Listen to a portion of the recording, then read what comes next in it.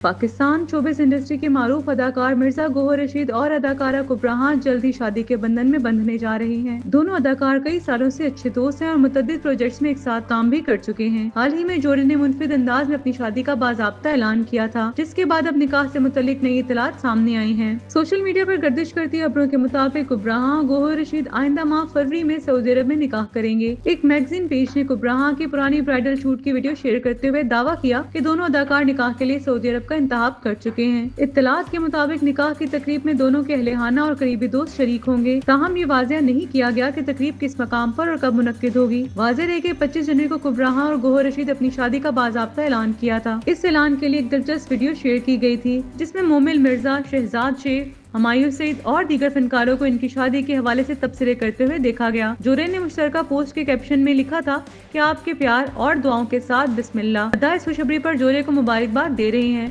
और निकाह की तकरीब के हवाले से मजीद तफसीलात का बेचैनी से इंतजार कर रही हैं।